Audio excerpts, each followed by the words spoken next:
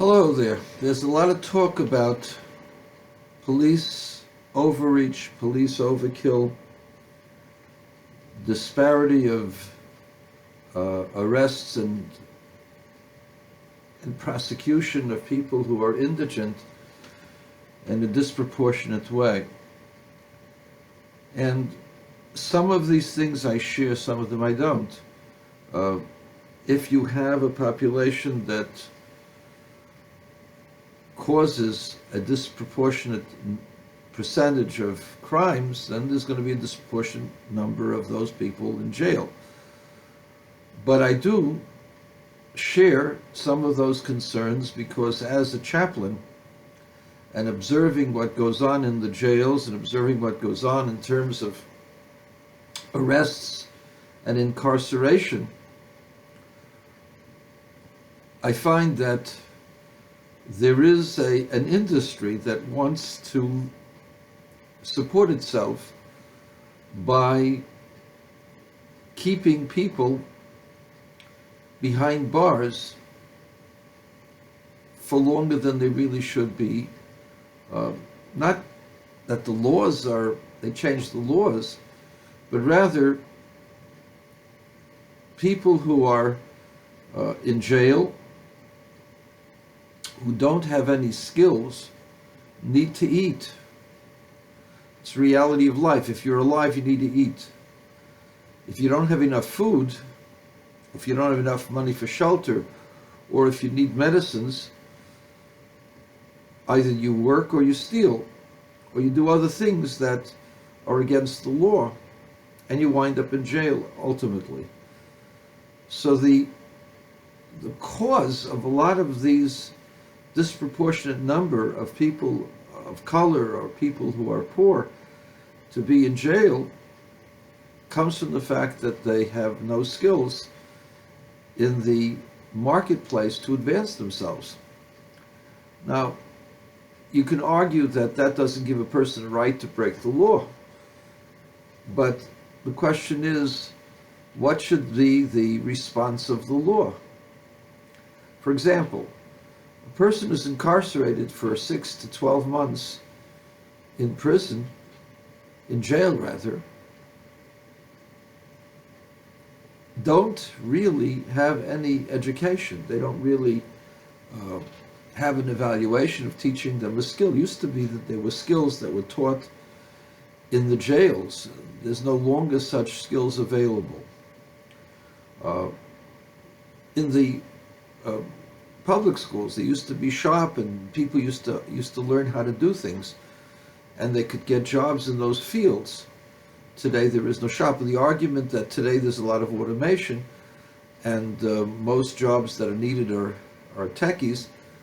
There's still plumbers that are needed, electricians that are needed, carpenters that are needed, builders that are needed. I mean, people dealing with all kinds of building and building skills. There are still a lot of opportunities for jobs there if you give the people the skills to be able to fulfill them, to fill those jobs. At any rate, this is an old argument, an old dilemma, and the jail is an industry that feeds on itself. A person who is in jail is presented with a bill for room and board. Now, this person doesn't have the skills to support himself or herself. What is he supposed to do with this bill? Of course, he ignores it, but then if you ignore it, you're also violating the law, and it goes against you. So this is a problem that is not being addressed. Poverty is not a crime, but poverty can lead to crime, and we need to address those issues. So this is a philosophical issue that has long roots back into the history of our people, from the very beginning of time.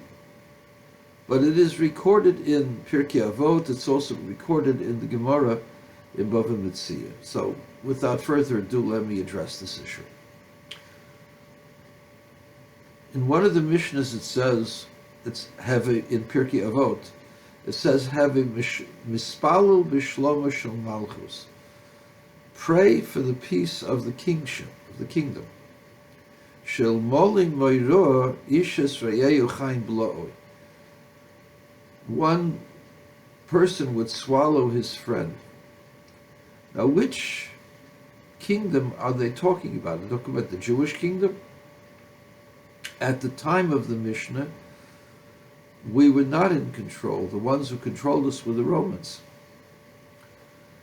So, apparently, despite the fact that the Romans were evil and vicious people,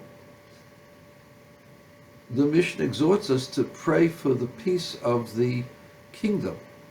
Obviously, he's talking about a kingdom where people are accepting of the rule, because they're not violent and they're not tyrannical. But they're self-serving. Despite the fact that they're self-serving, the Mishnah says we should still pray for the success and the peace of the kingdom, because the kingdom produces security for the people.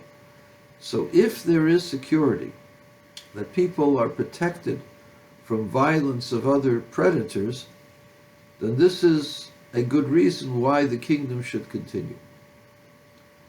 So the Talmud, or the Mishnah, is more concerned with the physical security of the individual than the moral, not moral, but the financial or the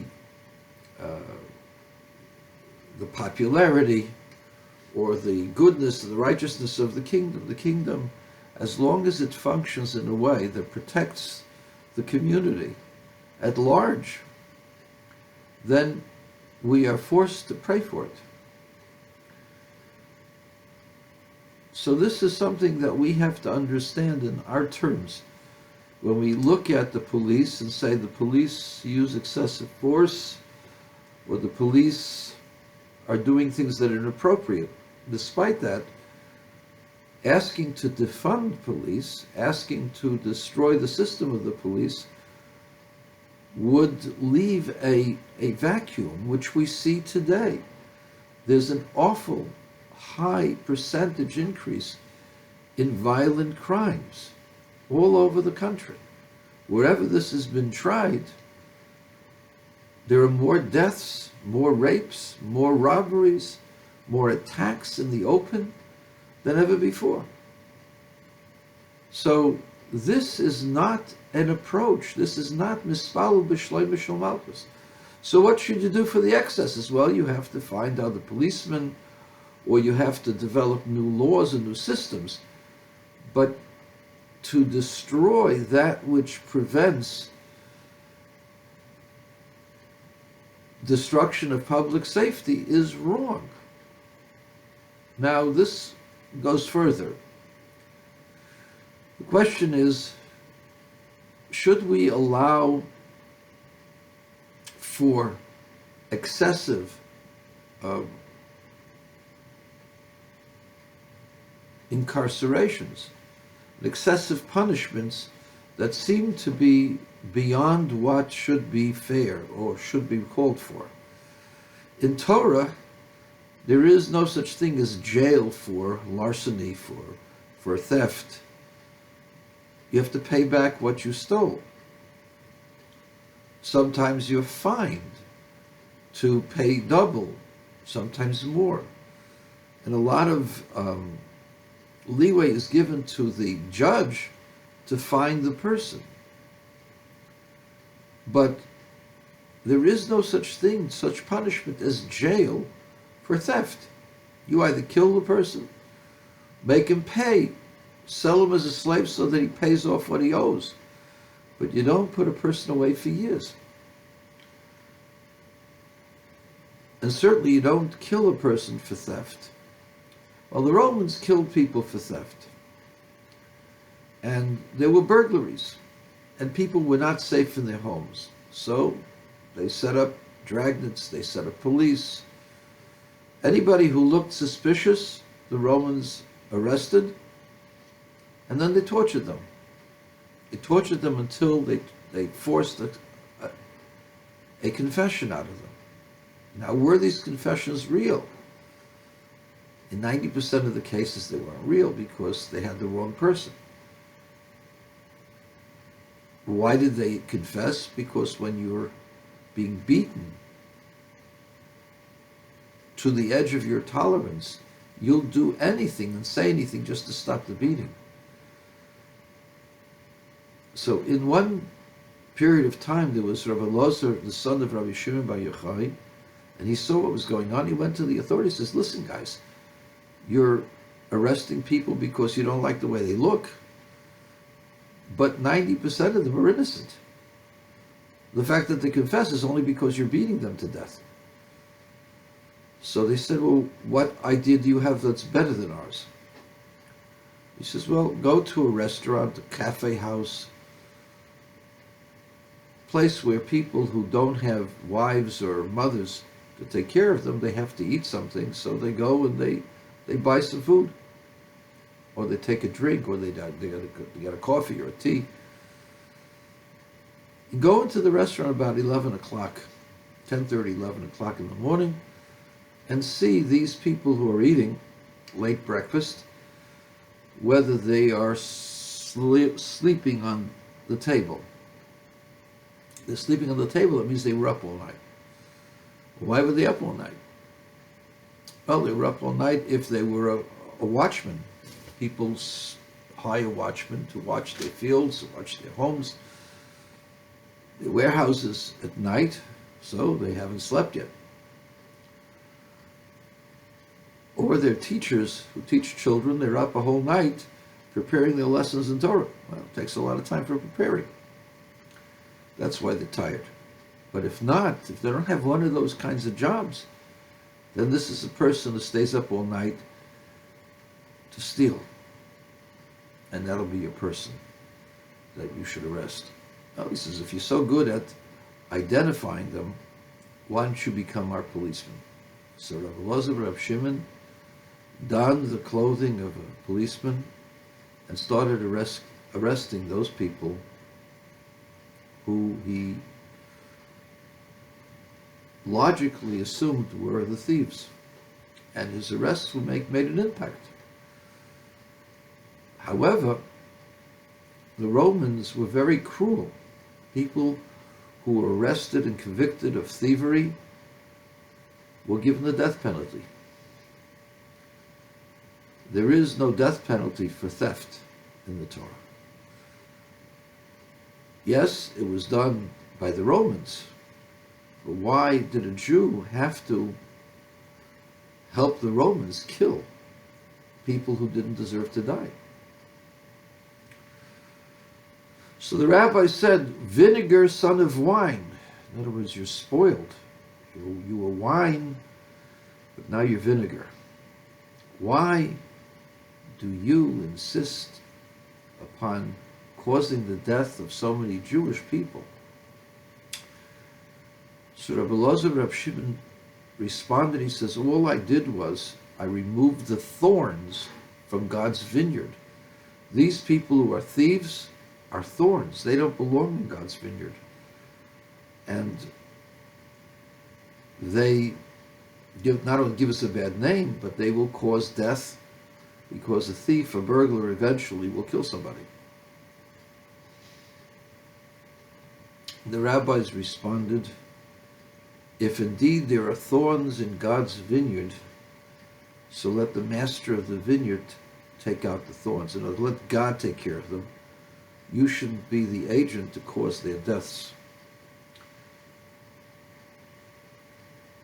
The Gemara continues in this vein. Rabbi Elazar, Rabbi Shimon does a test to see if he was a holy person, if his instincts and his intents and his actions were indeed correct or righteous, and he actually allows part of his body to go out, to be taken off of his body, and it does not deteriorate.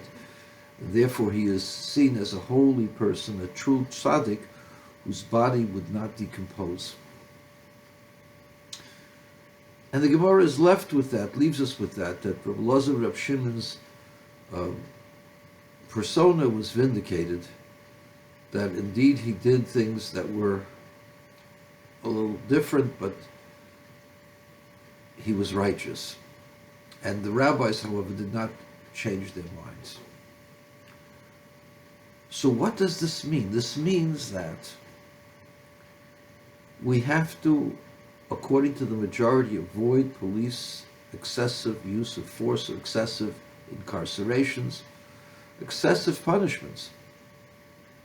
However, since Rabbi Elazar Reb Shimon felt that this was appropriate at this time, in other words, when there are times when the public safety is attacked by the abundance of crime, there is a place for punishments to be greater than that of the Torah.